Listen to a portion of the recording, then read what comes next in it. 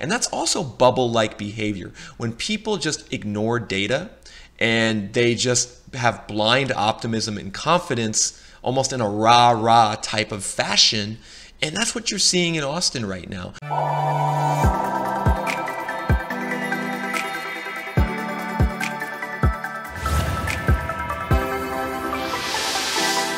How's it going, everyone? This is Nick. I am delighted to bring you guys another Reventure Consulting YouTube cast where we're going to look at what the data has to say about real estate across the country. And today we're going to take a look at my favorite city in America. What is that city?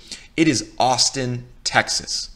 Now, whether you live in Austin, whether you don't live in Austin, you've probably heard a lot about all the growth that Austin has experienced over the last decade, both in the local economy and both in the real estate market. Things are going berserk. Lots and lots of new jobs, lots and lots of home price appreciation. And in fact, I actually moved to Austin 8 months ago because I wanted to be a part of all that. I wanted to be in a place that was growing. I also wanted to be in a place that was warm, in a place that had like a lot of nice nature, and Austin delivers all those things. I am very happy with my decision to move to Austin. I could see myself staying here for a long time.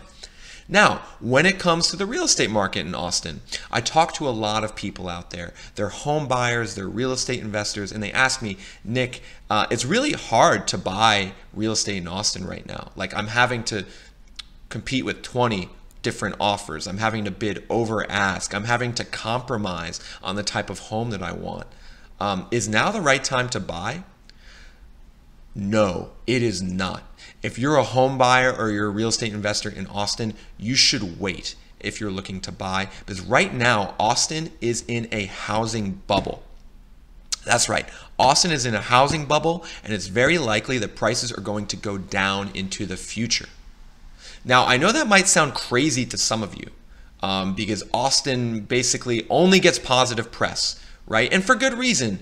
Oracle's moving their headquarters here. Tesla is moving a lot of, might do a regional headquarters here.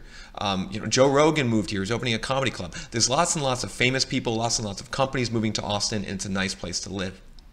However, when I look at the data, there's certain things that I cannot ignore. And what the data is saying is that Austin's real estate market is overvalued right now. And then if you buy now, you are buying at the peak.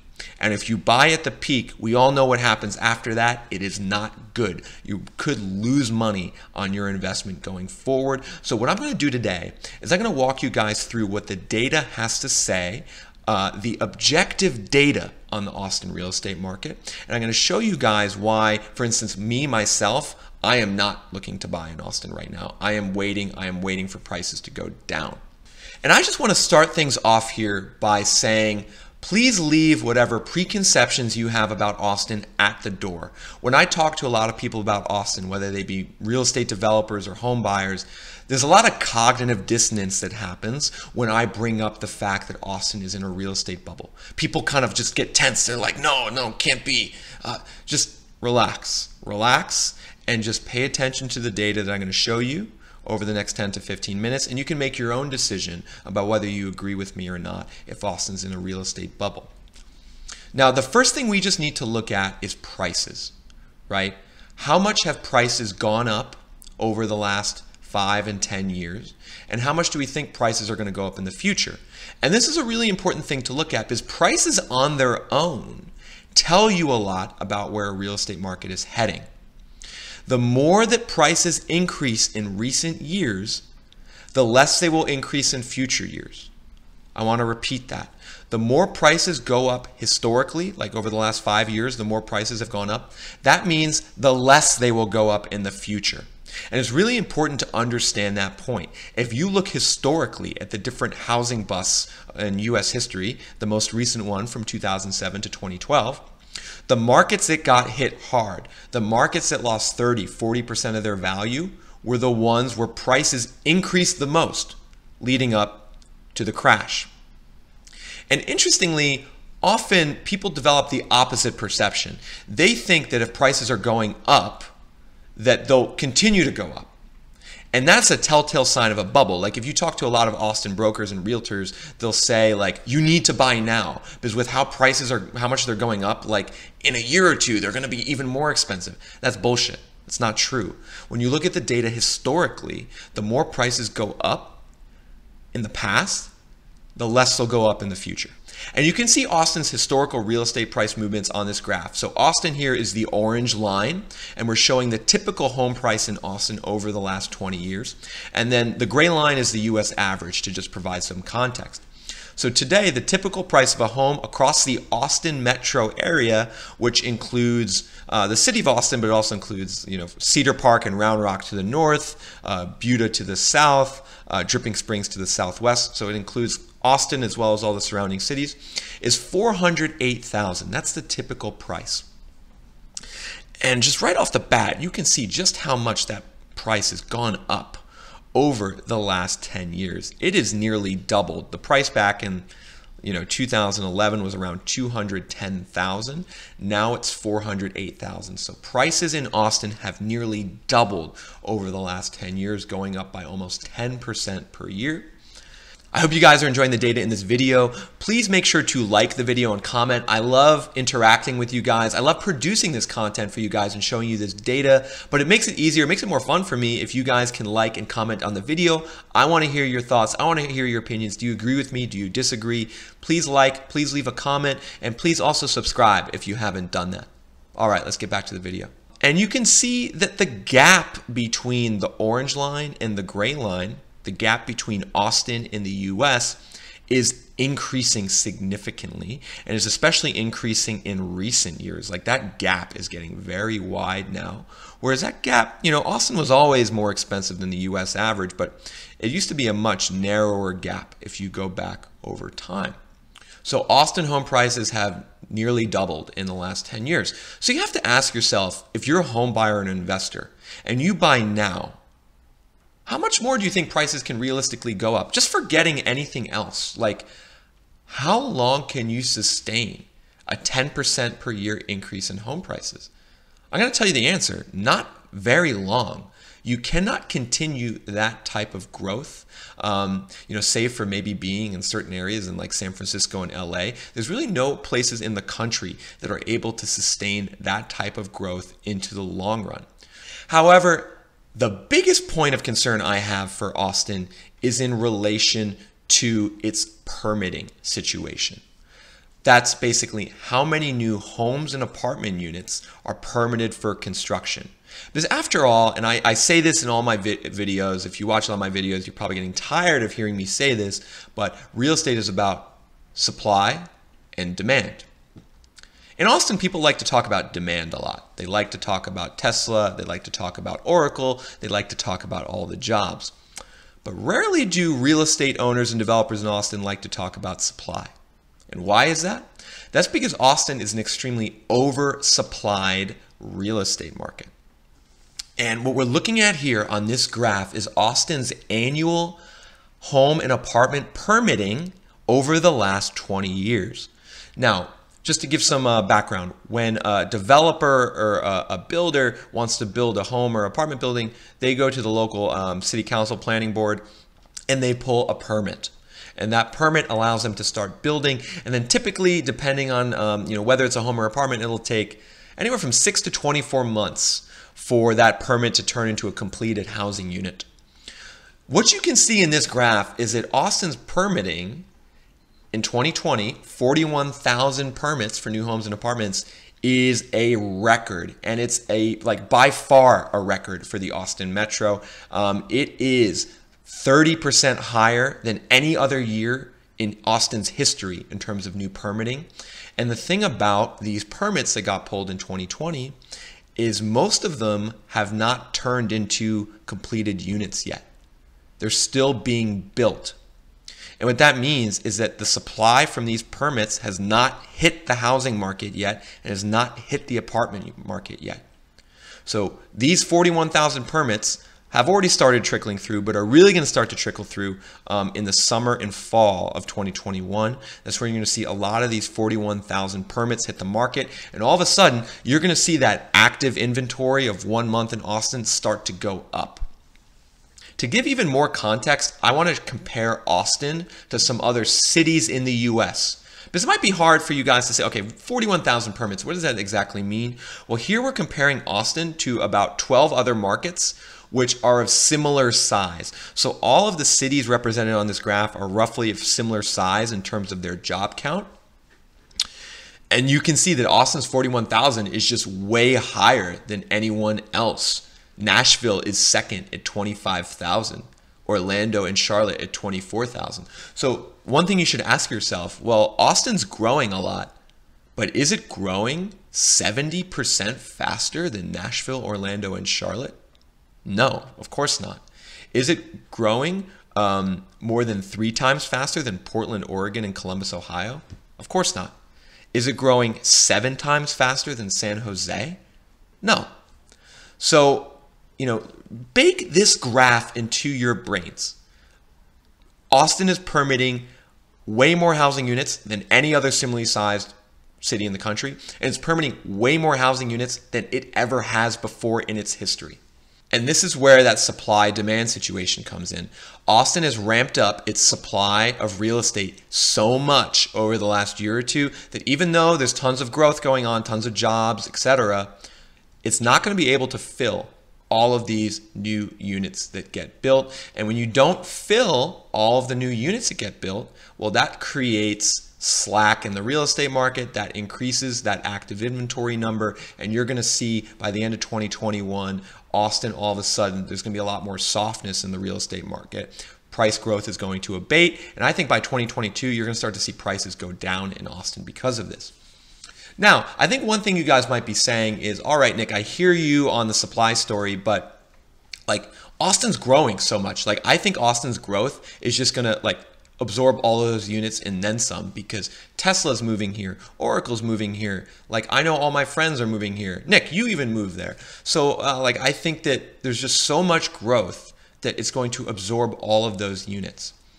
And I understand that perspective. And I live here, right? And so I hear it all the time too.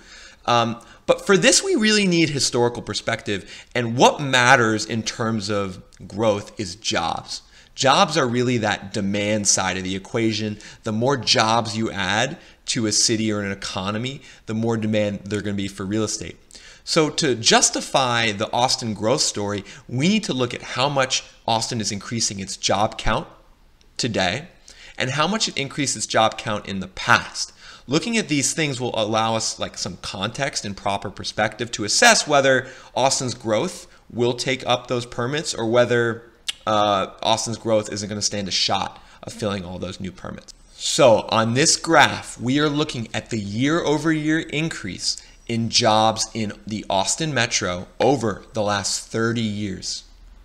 So when you see the line being blue, that means there's job growth, right? You can see in the 90s here, Austin was at 5.6%, 6.2% job growth. And then there was a recession in the early 2000s. Austin lost about 3.5% of its jobs.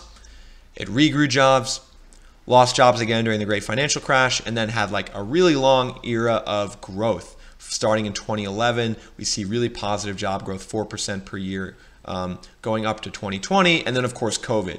And so Austin's jobs in January 2021 are about 2.7% below where they were in 2020.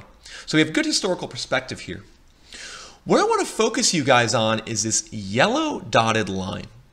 And what this yellow dotted line is the average annual job growth in Austin over the last 30 years. So over the last 30 years, Austin has averaged 4% increase in jobs per year, which is very good.